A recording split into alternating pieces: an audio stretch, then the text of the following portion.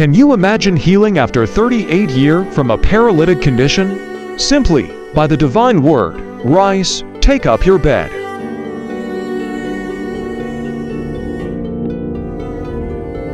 Today, we're diving into the fourth week of the Great Lent in the Ethiopian Orthodox Tewahedo Church, a special Sunday known as Mesagu. This week is dedicated to one of the most powerful miracles performed by Jesus, the healing of the paralytic at the Pool of Bethesda.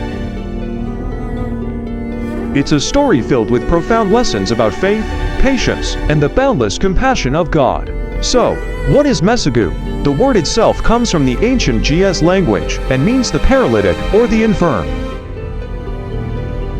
Each Sunday during the Great Lent, or Abiy Tsom, focuses on a specific theme or miracle, guiding the faithful through a journey of spiritual reflection.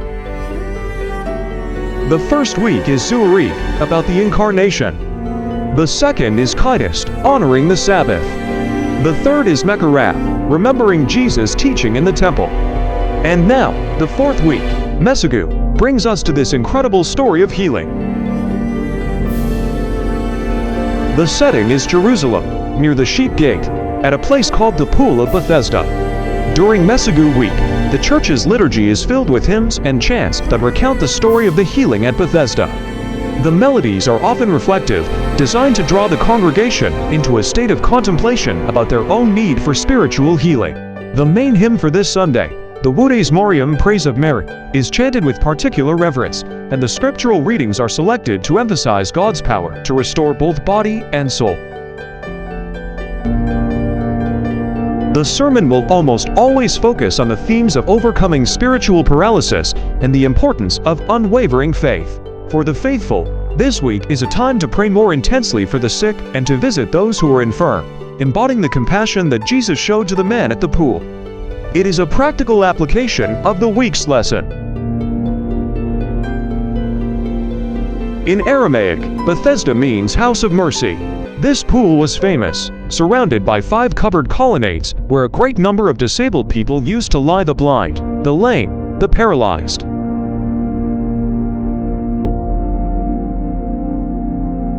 There was a belief that an angel of the Lord would come down at certain times and stir the waters. The first person to step into the pool after the water was troubled would be healed of whatever disease they had. Now, imagine the scene. It's a place of both hope and desperation. People are waiting, watching, hoping for their chance. Among them is a man who had been an invalid for 38 long years. 38 years of waiting, of watching others get their miracle, of perhaps losing hope day after day. He was trapped not just by his physical condition, but by his circumstances. He had no one to help him into the pool when the water was stirred. This is where Jesus enters the story. When Jesus saw him lying there and learned that he had been in this condition for a long time, he didn't wait for the man to call out.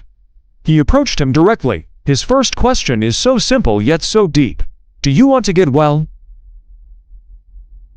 It might seem obvious, but Jesus is addressing the man's will, his innermost desire.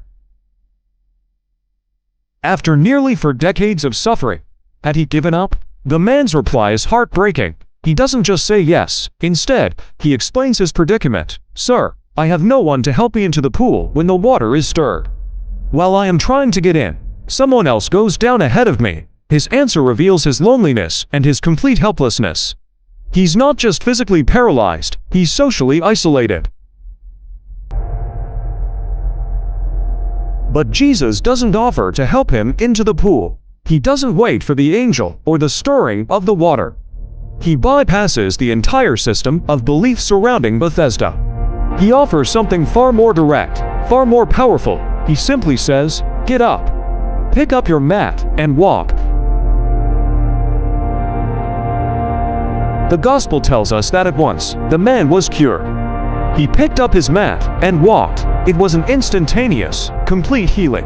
The authority in Jesus' words was enough to overcome 38 years of paralysis.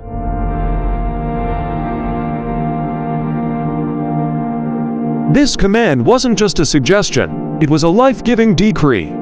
He tells him to pick up his mat, a symbol of leaving his old life of sickness and dependency behind.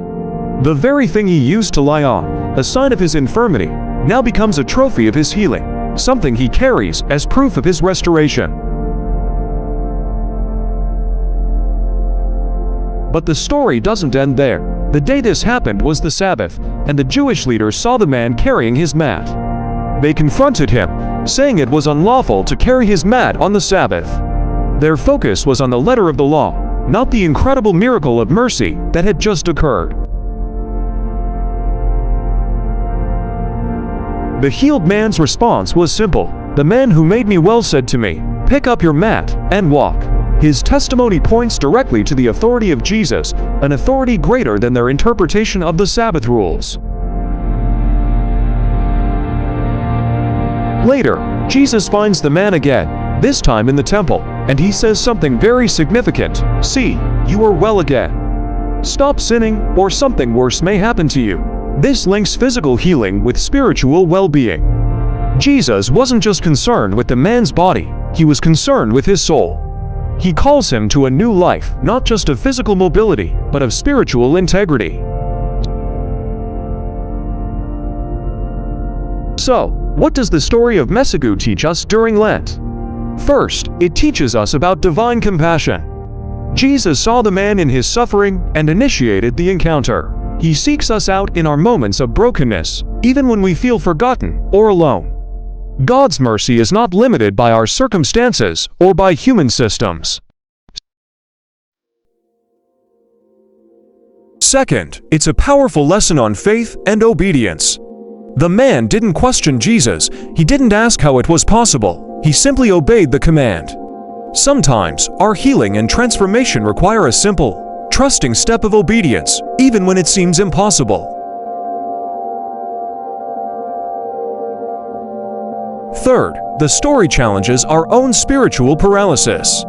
We may not be physically paralyzed, but we can be stuck in habits of sin, in despair, or in spiritual laziness. Like the man at the pool, we might feel trapped, thinking we have no one to help us.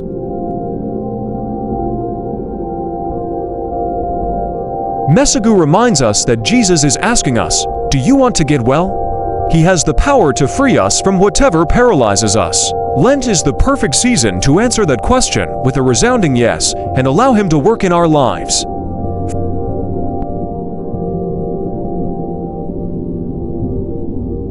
Finally, the conflict over the Sabbath teaches us to prioritize mercy over rigid legalism. The purpose of God's law is to bring life, not to create barriers to compassion.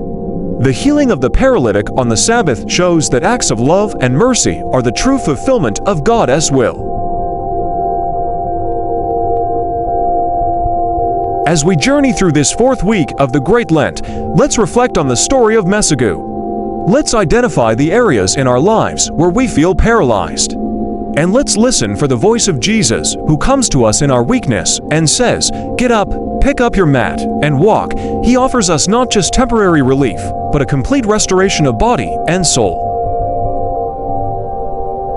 Thank you for joining me today to explore the meaning of Mesagu. I hope this reflection enriches your Lenten journey. May we all experience the healing power of Christ in our lives. Don't forget to like, share, and subscribe.